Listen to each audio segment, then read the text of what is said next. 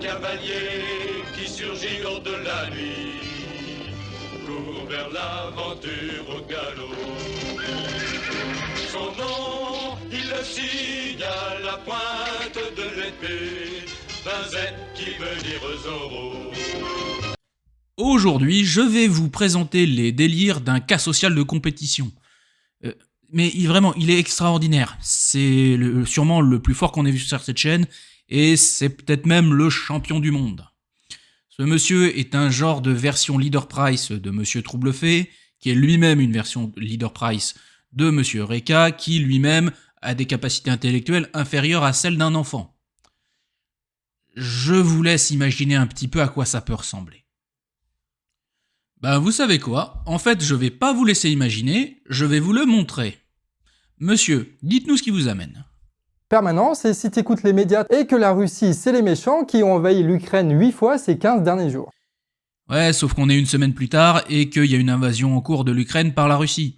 Donc moi si j'étais vous, je rabattrais un petit peu du caquet monsieur, hein. Pour ceux qui me reprocheraient d'être méprisant, voici comment Monsieur Canard parle des Ukrainiens. L'Ukraine, il fait froid, tout le monde est moche et pauvre. Ah, ça c'est de l'analyse géopolitique de haut niveau, hein. Ah oui. Bon, concernant l'Ukraine, la vision de monsieur est extrêmement simple. La Russie est une pauvre petite malheureuse qui envahit ses voisins parce qu'elle n'a pas le choix. Les États-Unis sont des vilains pas beaux, et les Européens, c'est-à-dire nous, sont des débiles profonds. Quant aux Ukrainiens, je ne sais pas trop ce qu'ils en pensent. Visiblement, ils ne les considèrent pas comme des êtres humains. C'est la seule chose qui peut ressortir de son discours. Visiblement, il les prend pour des meubles. De son point de vue, manifestement, les Ukrainiens n'ont pas leur mot à dire sur le destin de leur pays. C'est une vision un peu étrange, hein, mais bon, c'est la sienne. Hein. D'ailleurs, on va lui rendre la parole tout de suite. En Ukraine, les médias nationaux, qui ne sont pas censurés par le gouvernement, n'arrêtent pas de relayer les annonces prémonitoires des médias états-uniens. Demain, la Russie va envahir l'Ukraine. Malgré la psychose, l'armée russe reste en Russie et n'a rien annoncé sur de futures attaques. Alors peut-être que les médias ils ont raison, hein. Bah en fait oui, vous avez eu tort monsieur. 6 jours après votre vidéo, la Russie a décidé d'envahir l'Ukraine. Mais je suis tout à fait sûr et certain que vous ayez eu tort sur toute la ligne ne vous empêchera pas de raconter que vous avez eu totalement raison. Hein, ça, je n'ai aucun doute là-dessus. En fait, vous l'avez déjà fait au moment où je tourne cette vidéo. Et du coup, aujourd'hui, on va parler de l'Ukraine, et contrairement aux autres médias, on va en parler bien. Très drôle, monsieur, très drôle. Non, en réalité, vous allez raconter n'importe quoi, mais rassurez-vous, je suis là pour corriger. Bon, vous voulez commencer par où, monsieur, au juste ? Un petit peu d'histoire. L'Ukraine, c'est pas vieux. C'est né avec l'effondrement de l'URSS en 1991. La Russie perd plus de 5 millions de kilomètres carrés, donc deux gros bouts. La Biélorussie et l'Ukraine. Eh ben, ça commence mal. Voici le Kazakhstan, le pays de Borat, qui faisait auparavant partie de l'Union soviétique. Alors, spontanément, moi, quand je regarde ça, quand je regarde la carte comme ça, rapidement, j'ai envie de dire que c'est probablement plus grand que l'Ukraine, plus grand que la Biélorussie, et même plus grand que les deux pays réunis. Donc en fait, l'Union soviétique a pas perdu 2 gros morceaux, mais au moins 3. Oui, je sais, c'est un peu compliqué de compter jusqu'à 3, on n'a pas tous eu la chance d'aller à l'école primaire. Hein. Pendant l'effondrement de l'URSS, un accord tacite se fait entre les Russes et les États-Unis. La transition sera faite à condition que les États-Unis, à travers l'alliance militaire qu'est l'OTAN, ne viennent pas s'installer dans les pays frontaliers de la Russie pour ne pas relancer le climat de guerre froide. Et c'est un nouvel échec critique. Alors, la vidéo de monsieur s'appelle « Les médias vous mentent ». Mais lui, toute sa compréhension de ce qu'il nous raconte s'appuie sur un journal qui s'appelle « Les Crises ». Pour ceux qui ont la chance de ne pas connaître, il s'agit d'un torchon qui raconte toute la désinformation possible et imaginable. Il est tout fier de nous montrer ses articles, parce que de son point de vue, il s'agit d'une véritable perle de sagesse, d'informations presque confidentielles ayant une haute valeur intellectuelle, alors qu'en réalité, il s'agit juste des délires alcooliques d'une bande de paumés. Bon, mais on peut faire mieux que lui, parce que moi je suis pas un pigeon, donc je vais faire quelque chose de très compliqué, je vais vérifier ce qu'il nous raconte sur internet. Alors, l'OTAN a-t-il promis quelque chose ? Ah, le premier truc qui sort, c'est le site de l'OTAN. Ah, c'était vachement technique. Alors, qu'est-ce qu'ils ont à dire sur ce sujet au juste ? On descend un petit peu, encore un petit peu. Ah, voilà, c'est là. Le lien, et on peut lire. pareil accord n'a jamais existé. Ah zut! Et en plus de ça, cette politique de la porte ouverte est consacrée par l'article 10 du traité fondateur de l'OTAN. D'accord. Alors, si on descend un petit peu... Mikhail Gorbatchev l'a confirmé dans un entretien en 2014. Gorbatchev, c'était le dernier dirigeant de l'Union soviétique. Bon. Alors, si le mec à qui on est supposé avoir fait cette promesse confirme qu'on la lui a jamais fait, c'est qu'elle n'a pas été faite. C'est tout. Alors, ça va encore un peu plus loin, hein. Des transcriptions déclassifiées provenant de la Maison-Blanche révèlent en outre qu'en 1997, Bill Clinton a invariablement refusé la proposition de Boris Eltsine relative à un accord sur l'honneur stipulant qu'aucune des anciennes républiques soviétiques n'adhérait à l'OTAN. Voilà. C'était compliqué, c'était technique, il a fallu chercher longtemps. C'était pas accessible à tout le monde, hein. On en a presque eu pour 20 secondes. Hein. Après, oui, il fallait vouloir chercher l'info aussi. C'est sûrement à ce niveau-là que ça a coincé. Comme je vous l'ai dit tout à l'heure, monsieur ne vit pas dans la réalité. Mais on va le laisser continuer son délire. Hein. L'Ukraine est un pays divisé, comme les élections le montrent par exemple. Il y a marqué 2010 sur votre carte, madame. On est en 2022. Il y a eu 2 élections présidentielles entre-temps, puisque c'est de ça dont vous parlez. Il y en a une en 2014 et une en 2019. Alors, pourquoi est-ce que madame ne vous parle pas de l'élection de 2019 ? Parce que les résultats l'arrangent pas, mais alors pas du tout. Parce que c'est pas du tout ce qu'elle nous raconte. Hein. Bon, maintenant vous connaissez le jeu. Hein. On va faire quelque chose de très compliqué. On va aller regarder sur Wikipédia.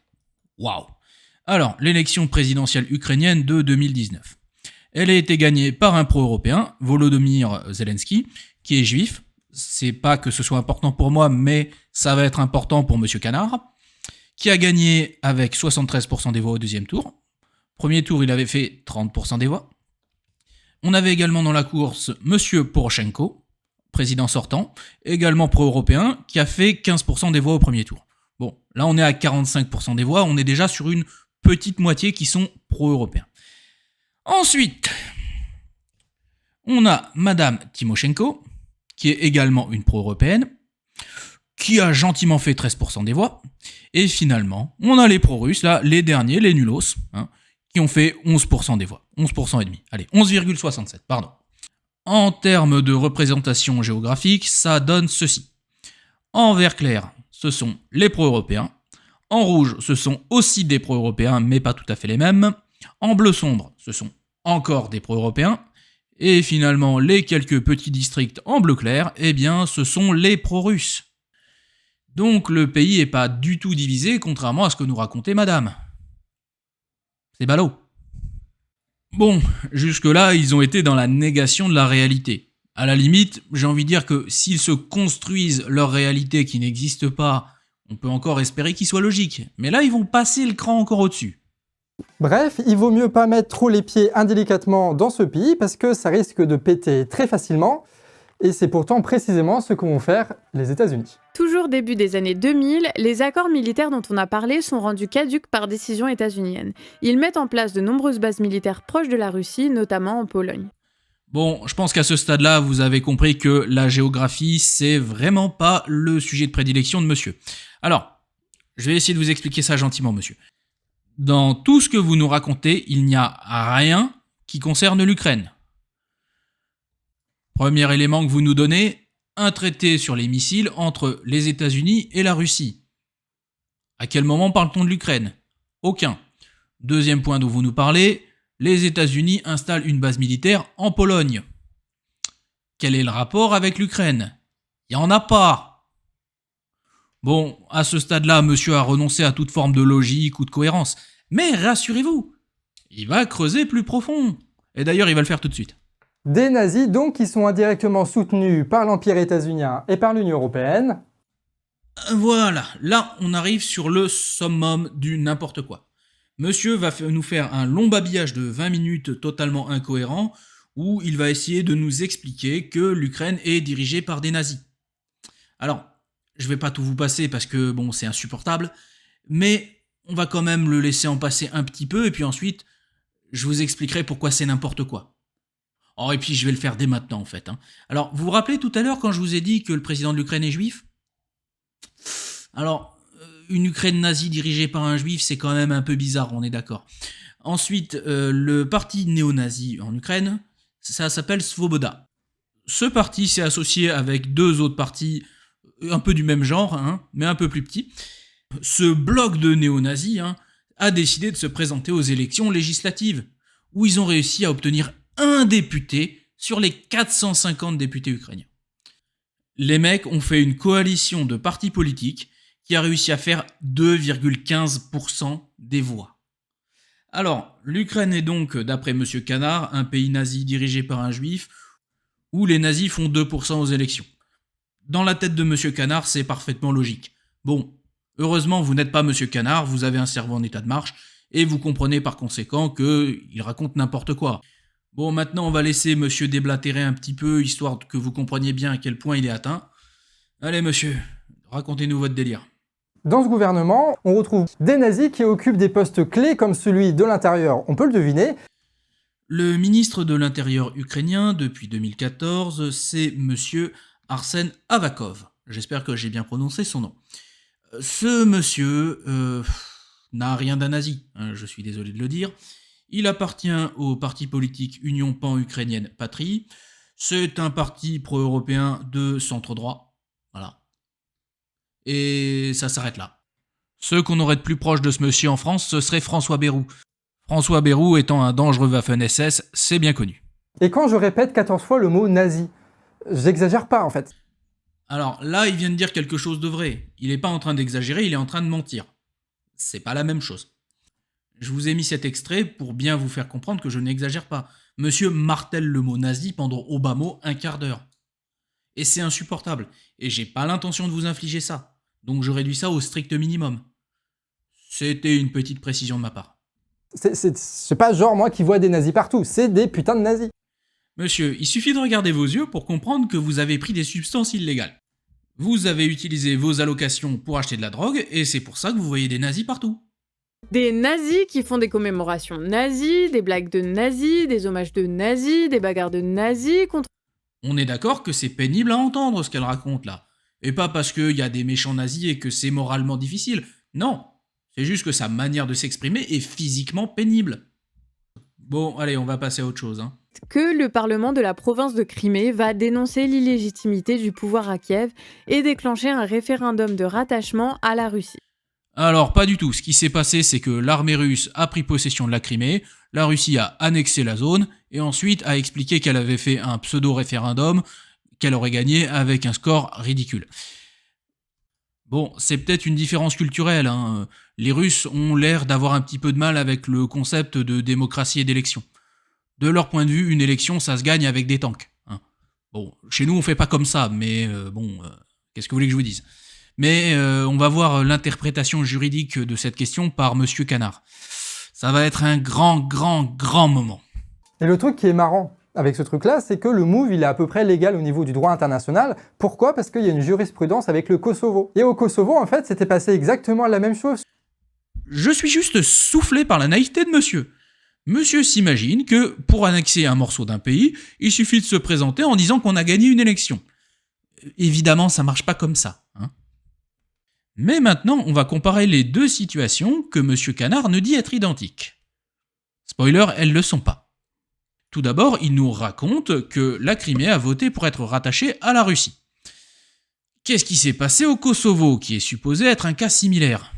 En 1999, la Yougoslavie a explosé entre différents pays, la Serbie, la Croatie et compagnie. Et le Kosovo, on n'a pas trop su à quel pays le rattacher. Ce qui fait que de 1999 à 2008, le pays a été géré par les Nations Unies. En 2008, les députés du Kosovo ont, je cite, « proclamé l'indépendance du Kosovo ». Voilà. Alors, ici, ce que vous allez me dire, c'est « mais ces deux histoires n'ont strictement rien à voir ». Et vous avez raison de me dire ça. Sauf que voilà, vous, contrairement à Monsieur Canard, vous n'êtes pas des drogués. Ah oui, et tant que j'y pense, il y a une bonne moitié des États de la planète qui ne reconnaissent pas le Kosovo comme un État. Et parmi ces pays qui ne reconnaissent pas l'indépendance du Kosovo, il y a la Russie. Du coup, l'exemple marche encore moins en fait. C'est ballot. Fin de la parenthèse sur le Kosovo, retournons à l'Ukraine. Monsieur va encore nous démontrer que visiblement la géographie c'est vraiment pas son truc. Donc monsieur, racontez-nous ce que vous avez compris de Donetsk. La ville de Donetsk, qui est une grande ville industrielle, mais aussi un port très puissant. Il y a juste un petit problème avec ce qu'il nous raconte, c'est que Donetsk, c'est à peu près 100 km des côtes. Il n'y a pas de port là-bas. Alors, Donetsk, c'est cette ville-là. Alors, vous aurez peut-être remarqué que le point rouge où est Donetsk est quand même assez loin de la mer. Et plus précisément, il est à... Allez, on va choisir un point, ici, là, c'est bien là. Tac. Ah ouais, quand même. Alors, non, on va y aller en voiture, on n'est pas des fous quand même. C'est à 120 km de la mer, Donetsk. Il n'y a pas de port là-bas. C'était compliqué à vérifier. Vous nous avez dit quoi au début déjà, monsieur ? Et du coup, aujourd'hui, on va parler de l'Ukraine, et contrairement aux autres médias, on va en parler bien. Pour l'instant, c'est pas vraiment réussi. Après, le plus fort, cher spectateur, c'est que je suis sûr et certain que monsieur ou certains de ses fans vont venir dans les commentaires de cette vidéo m'expliquer que même si monsieur a complètement tort, il a en fait raison. Et pour ça, ils vont utiliser 2 techniques argumentatives de pointe chez les débiles profonds. La première, c'est la méthode Balek. Technique qui consiste tout simplement à dire que, il y a des erreurs dans le discours de monsieur Canard, mais c'est pas grave. Voilà.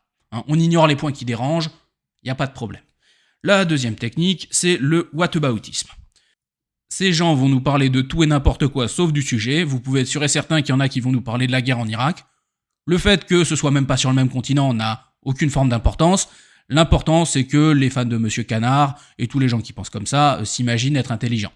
Bon, pour tous ceux qui pensent comme ça et qui s'imaginent être des genres de héros éclairés, éveillés ou je ne sais quelle autre bêtise, voici à quoi vous ressemblez en réalité. On est d'accord que c'est pas franchement glorieux. Bon, allez, après le droit international et la géographie, on va maintenant laisser monsieur se ridiculiser sur la géopolitique. Fin 2014, Hollande, Poutine, les représentants séparatistes pro-russes et le gars de l'Ukraine là, signent l'accord de Minsk. Bon, alors déjà, pas du tout. Les seuls signataires de ce traité, ce sont les séparatistes, la Russie et l'Ukraine. Alors vous me direz, c'est juste une approximation. Sauf que l'histoire que monsieur essaye de nous raconter, c'est que la méchante Ukraine est en train d'essayer d'empêcher les gentils démocrates des séparatistes de créer leur propre pays. C'est aussi ce que raconte la Russie qui prétend n'avoir strictement rien à voir dans l'affaire. La Russie n'a tellement aucune implication dans ce conflit que le traité de paix se fait directement entre elle et l'Ukraine. Établissant un cessez-le-feu et un retour à la diplomatie avec une désescalade des 2 côtés, pour éviter qu'une guerre en Europe s'éternise. Oh, un peu de vérité, ils ont été capables de lire Wikipédia. Enfin, ils ont fait leur interprétation personnelle, mais globalement, c'est à peu près ça. Bon, à un léger détail près, ils ont oublié la partie où les Russes et les séparatistes violent sauvagement le traité à peu près au moment où il est signé. Le traité est signé le 5 septembre 2014, et ce même jour, les séparatistes reprennent l'offensive. Bon, ok, c'est une technique, c'est fourbe, mais... Non, en fait, c'est juste fourbe. Mais rassurez-vous, d'après monsieur Canard, ceci est parfaitement justifié. En fait, c'est la faute de la méchante OTAN et de la vilaine Union Européenne. Et d'ailleurs, on va le laisser nous expliquer ça tout de suite. La veille, l'OTAN avait apporté tout son soutien à l'Ukraine en annonçant des coopérations militaires entre l'Alliance et l'Ukraine, brandissant une nouvelle ligne rouge dans le conflit avec la Russie. Bon alors là, on nage en plein surréalisme. La Russie était parfaitement au courant de cette histoire avant de signer le traité, donc ils peuvent pas se plaindre. Ensuite, l'Ukraine est une nation souveraine, donc elle fait ses alliances avec qui elle veut, évidemment. Et finalement, c'est quoi le rapport avec les séparatistes pro-russes ? Je croyais qu'ils voulaient juste se séparer de la méchante Ukraine. Qu'est-ce qu'ils en ont à faire, du coup ? C'est quoi le rapport ? Il n'y en a pas. Il n'y en a pas si les Russes disent la vérité sur leurs intentions. Évidemment, comme les Russes sont en train de mentir, tout de suite, la situation est différente. Du coup, en fait, la seule traîtrise qu'il y a ici, c'est celle de Poutine. L'Union européenne enchaîne ensuite avec des sanctions économiques contre la Russie, sorties d'un peu nulle part. Ah, je l'aurais pas tenté, celle-là. Bon, eh bien, encore une fois, on va se renseigner sur le sujet, c'est pas très compliqué. Sanctions Russie UE. Alors, le premier site qui sort, c'est Wikipédia, on dégage les pubs, et on tombe directement sur le site de l'Union Européenne. Waouh! et on va voir un petit peu ce qu'ils expliquent, l'Union européenne. Hein. Alors, on descend un tout petit peu. Depuis mars 2014, l'UE a progressivement imposé des mesures restrictives en réaction à l'annexion illégale de la Crimée, à la décision russe de reconnaître comme des entités indépendantes les zones des oblasts de Donetsk et Louhansk, non contrôlées par le gouvernement, et à la déstabilisation délibérée de l'Ukraine. Et on peut même aller beaucoup plus dans le détail, simplement en cliquant sur le lien indiquant chronologie, qui va vous expliquer exactement ce qui a été fait jour par jour, depuis le début. Alors 3 mars 2014, ensuite 6 mars 2014, 17 mars, et ainsi de suite. C'est incroyable ce qu'on peut apprendre quand on a envie d'apprendre quelque chose. Bon allez, on va le laisser continuer sa brillante analyse géopolitique. Il y a encore moyen de bien rigoler. Allez monsieur, c'est à vous. Donc d'un côté, ils disent oui, il faut faire la désescalade, patati patata, sauf que la veille, ils disent ouais les gars, on va armer à fond l'Ukraine et on va envoyer un maximum de fric pour niquer l'économie russe. Alors ce qui devait arriver, arriva. Les accords ne sont pas respectés. Le petit souci, c'est que tout ce qu'il nous dit est faux. On a le calendrier, donc on sait dans quel ordre se sont passés les événements.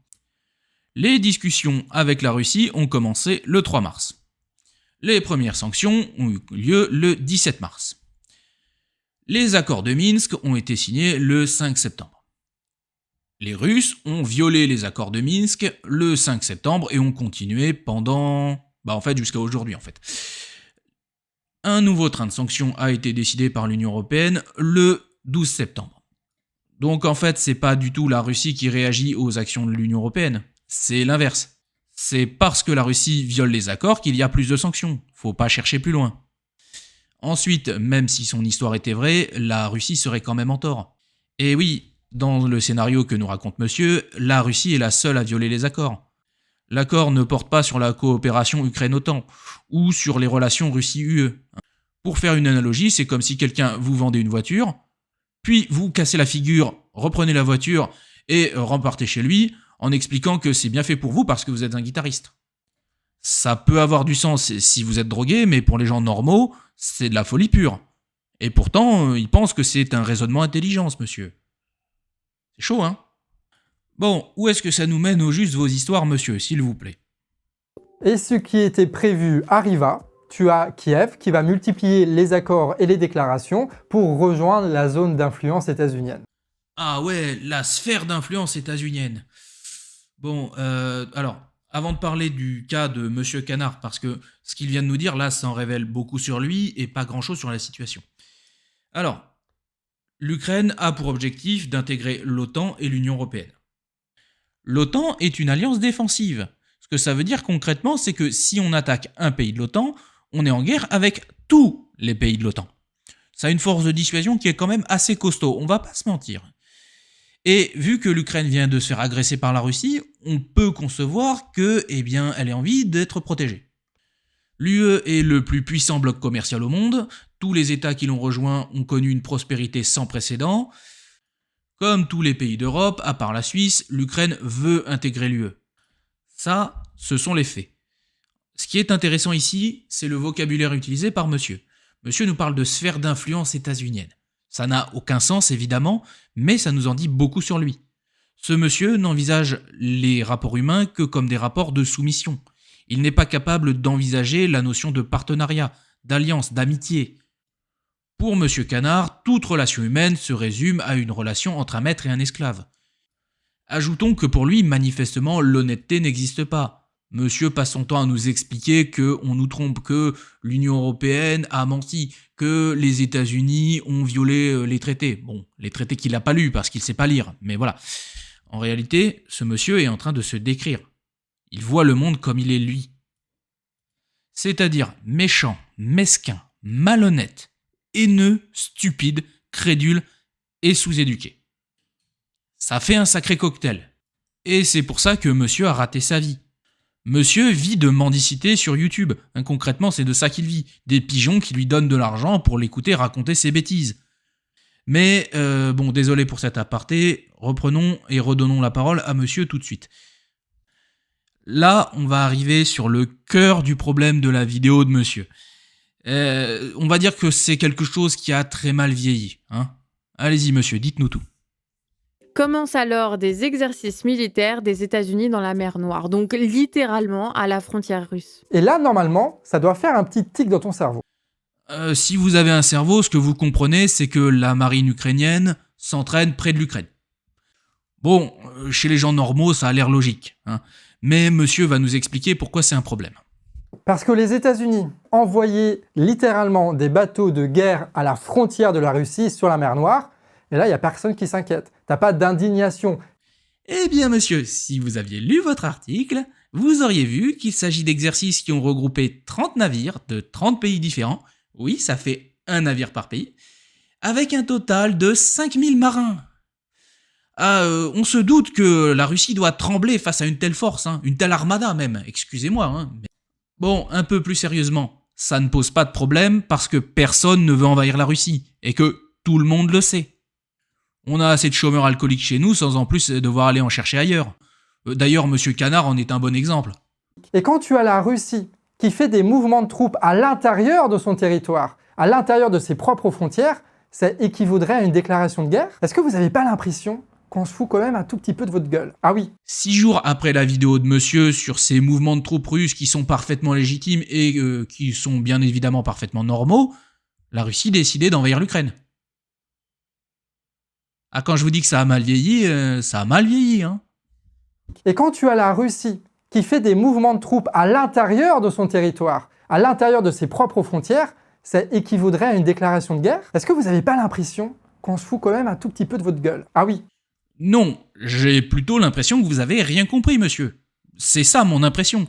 Et en fait, c'est une impression qui est prouvée depuis le début de cette vidéo.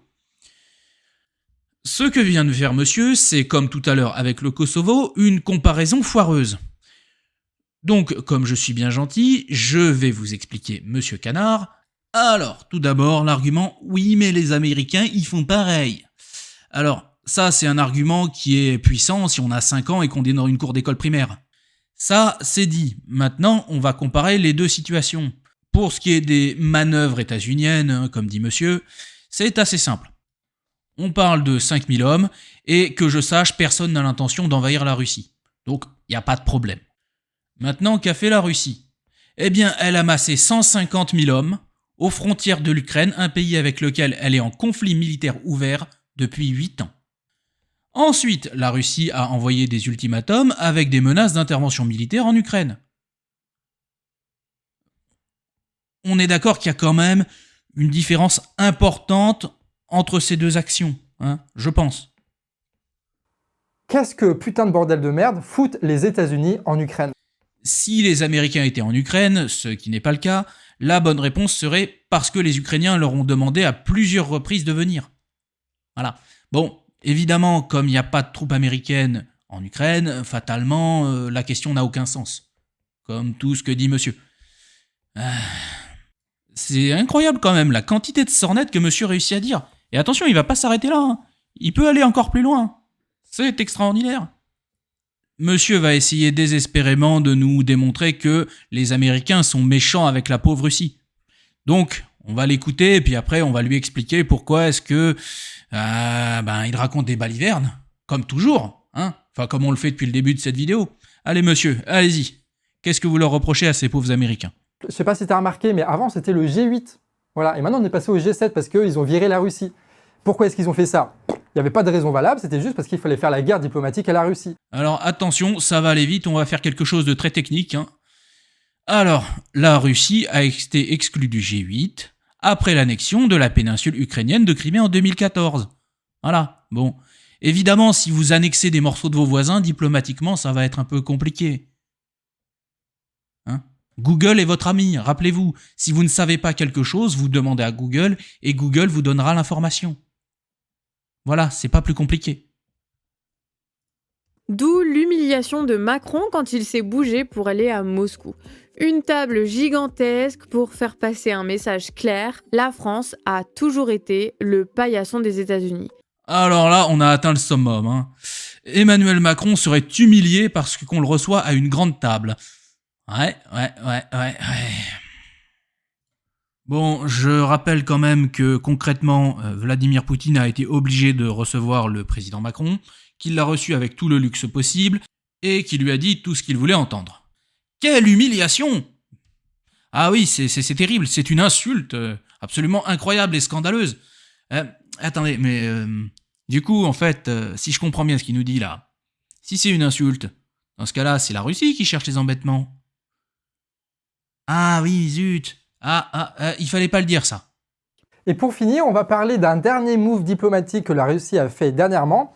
Vous parlez de ce que vous voulez, monsieur, on est en pays libre ici, on n'est pas en Russie, hein. Vous allez voir, c'est subtil, mais c'est marrant. En gros, les Russes ont plus ou moins annoncé qu'ils demandaient à Cuba et au Venezuela s'ils pouvaient mettre des bases militaires chez eux. Et là, levée de bouclier, chez les États-Unis, trouvant insupportable d'installer des bases militaires si proches de leurs frontières. Alors, je sais pas quoi vous dire, mon bon monsieur. Votre article parle d'une coopération pour le traitement du Covid. Ah. Alors, quel est le lien entre le Covid et les bases militaires ? Il y en a pas, sauf dans la tête de monsieur, hein. Ensuite, les États-Unis se sont insurgés contre cette décision qui n'a jamais eu lieu. En fait, on peut vérifier ça. C'est pas très compliqué. Voilà le site qui vous permet de le faire. Le Department of State. Chaque fois que les États-Unis font une communication officielle, qu'ils s'expriment dans la presse concrètement, le résumé de ces échanges est sur ce site, directement. Donc, moi j'ai pas trouvé. Bon allez, on va s'arrêter là avec la géopolitique. Monsieur nous a bien fait rire. Pour l'instant, vous aurez compris qu'il est pas bon en géographie, qu'il est pas bon en droit, qu'il est pas bon en maths, qu'il est pas non plus bon en géopolitique. Pour l'instant, c'est un gros zéro. Mais rassurez-vous, il est aussi très mauvais en économie. Et il va nous le montrer juste maintenant. Allez monsieur, ridiculisez-vous un bon coup, une fois de plus, une fois de moins, de toute façon vous êtes plus à ça près, hein. C'est que oui, il y a un conflit entre les deux pays, mais pourquoi ? Ah bah oui, pourquoi ? Pourquoi est-ce qu'il y a la guerre en Ukraine au juste, monsieur ? Alors, on a cherché et on a trouvé 3 de ces raisons matérielles, et la première d'entre elles, c'est le gaz. Aïe aïe aïe aïe aïe. Alors, préparez-vous à bien rigoler, hein. Monsieur va nous raconter ses délires, et puis après, je vais mettre des chiffres là-dessus, et vous allez vous rendre compte du n'importe quoi que c'est. Alors la Russie, c'est un des premiers producteurs de gaz de la planète. Et c'est surtout l'un des principaux fournisseurs de l'Europe. Et la grande majorité de ce gaz, ça passe par des pipelines, évidemment, qui traversent quel pays ? L'Ukraine. Les États-Unis ont développé le gaz et le pétrole de schiste En pressant un conflit avec l'Ukraine et ainsi imposer son gaz de schiste au marché européen. Bon, voilà, vous avez compris l'idée.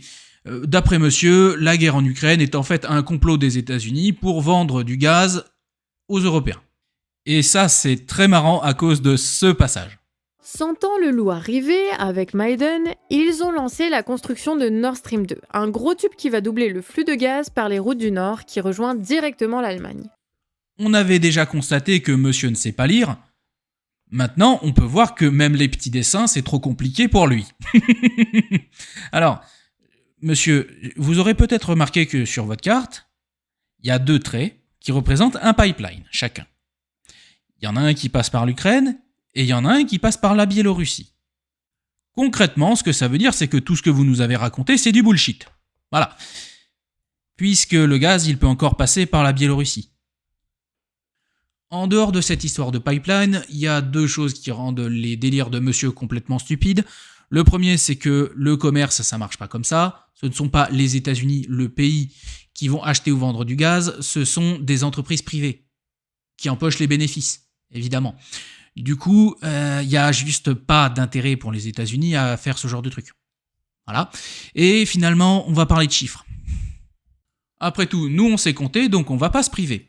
Alors, les exportations totales de gaz par les Russes sont de 54 milliards de dollars à l'année. Dans le monde entier, hein, pas simplement vers l'Europe. Le PIB américain est de 21 000 milliards de dollars. Ce que ça veut dire, c'est que si les États-Unis réussissent à s'approprier tout le business du gaz de la Russie, il y aura un impact de 0,23% sur leur PIB. Oui, c'est totalement stratégique, évidemment, et ça vaut parfaitement le coup d'aller chercher les embêtements avec une puissance nucléaire comme la Russie. C'est tout à fait logique si on a 3 grammes, effectivement. Ah, quand je vous ai dit qu'il était pas bon en économie, il est pas bon en économie, hein, ça... Bon, je sais pas trop dans quoi il est bon, je pense plutôt qu'il est mauvais en tout, hein. Ça, pour monsieur, c'est la première raison de la guerre en Ukraine. Évidemment, c'est totalement grotesque, mais rassurez-vous, il nous a dit qu'il y avait 3 raisons matérielles. La deuxième raison qu'il va nous donner est encore plus aberrante. Allez monsieur, surpassez-vous, vous pouvez y arriver. Il y a aussi ce qu'on appelle le lobby de l'armement. Présent dans les conseils d'administration des principaux médias comme le Washington Post ou la BBC. La BBC. Alors, la BBC est une administration anglaise, monsieur. Du coup, pour avoir un lobby des armes dans leur conseil d'administration, ça va être un petit peu compliqué. Mais excusez-moi, monsieur, je vous ai interrompu pendant que vous racontiez vos salades. Reprenez, je vous en prie. Et pourquoi est-ce que ce lobby il veut mener des guerres? En fait, c'est très simple. Pour lui, les guerres, c'est des marchés qui se développent. Encore quelque chose de complètement stupide. Alors, les premières personnes qui ne veulent pas d'une guerre, ce sont les soldats. Tout simplement parce qu'ils risquent un petit peu d'y mourir. Et les deuxièmes qui veulent pas d'une guerre, c'est les marchands de canons. Alors, vous me direz pourquoi? Eh bien, tout simplement parce que tant qu'on fait pas la guerre, on se rend pas compte que le matériel est pourri. C'est une fois sur le champ de bataille qu'on se rend compte si le matériel est adapté ou n'est pas adapté. Et si le matériel n'est pas adapté, il va falloir fournir une bonne explication. Et surtout, il y a un deuxième point, c'est que si une industrie quelconque se fait attraper à essayer de fomenter une guerre, ça va pas bien se passer pour elle. Pas bien du tout. J'en reviens pas de devoir dire ça. Troisième acteur, cet acteur, c'est le peuple qui se met en mouvement à cause de grosses crises économiques. Bon, alors là, je suis désolé, mais c'est même pas du français. Hein. Les mots pris séparément, c'est du français, hein. Mais mis ensemble, en fait, ça veut juste rien dire ce qu'il vient de raconter. Si on écoute suffisamment longtemps son délire, en fait, on se rend compte qu'il essaye de nous parler de l'état de l'économie ukrainienne. Plutôt que d'écouter ses explications alambiquées, on va le laisser utiliser des exemples pour illustrer ce qu'il veut dire. Et on va voir si ça correspond à la réalité. Spoiler, pas du tout. Ah ouais, faut savoir qu'en 2021 en Ukraine, c'est toujours la grosse merde. Plus de 600 000 Ukrainiens ont fui le pays pour trouver un emploi et se retrouvent confrontés à une xénophobie grandissante en Pologne. Bon, pour ceux qui sont pas au courant, la Pologne a décidé d'ouvrir grand ses frontières pour accueillir les réfugiés, a décidé de mettre en place des aides spéciales pour eux, les volontaires polonais se bousculent pour aider les Ukrainiens. Moi de la discrimination comme ça, j'en veux bien tous les jours, il n'y a pas de problème. Le niveau de vie ukrainien a chuté et leur monnaie qui s'appelle Grivna a plongé jusqu'à atteindre son niveau le plus bas. Ah, c'est dommage pour madame que ce soit vérifiable, hein. Alors voici la courbe de la monnaie ukrainienne. Alors, vous me direz où vous voyez une chute vertigineuse. Moi, je ne la vois pas. Ce qu'on fait nous en France a énormément d'influence à l'autre bout de l'Europe, quoi. Le seul intérêt de cet extrait est de montrer le melon absolu de Monsieur Canard. C'est incroyable. Il s'imagine que lui, le chômeur alcoolique et drogué au fin fond du Finistère, il a une importance européenne, mondiale même peut-être. On va s'arrêter là, c'est également un 0 en économie. Bon bah désolé monsieur, mais c'est pas encore cette année que vous passerez en CP. Par contre, je me pose quand même une question. Combien de temps est-ce que vous avez mis à produire cette bouse, monsieur, au juste? On a travaillé à 3 pendant 3 jours, dont 2 personnes à mi-temps. D'accord, donc vous avez des amis qui sont aussi bêtes que vous. C'est inquiétant. Et qu'est-ce que vous pensez de votre production exactement? Qu'on a réussi à faire en si peu de temps et avec si peu de moyens, mieux que 95% des journalistes. Ah ouais, alors là, c'est un niveau d'illusion Don Quichotte, hein. Là, il en est pas à combattre des moulins avant, mais pas loin, hein. Bon allez, il va être temps de conclure cette vidéo. Ma conclusion sera la même que d'habitude. Évitez d'écouter les gens qui vous racontent des sornettes sur Internet. Ça, c'est toujours le même message, ça change pas beaucoup. Mais ici, on a un exemple flagrant de pourquoi il ne faut pas. Regardez ce monsieur. Et dites-vous bien que si vous l'écoutez, vous finirez comme lui. Et surtout, rappelez-vous, chaque fois que ce monsieur a dit une sornette, il m'a fallu 5 secondes pour vérifier que c'était faux. Et vous pouvez le faire aussi, c'est très simple. Chaque fois que quelqu'un vient vous dire qu'on vous veut du mal, demandez à Google. Google va vous répondre sans aucune difficulté. Google est votre ami. Sur ce, je vous remercie de m'avoir écouté et je vous souhaite une bonne fin de journée. Renard rusé qui fait sa loi. Zorro, vainqueur, tu les as chaque fois.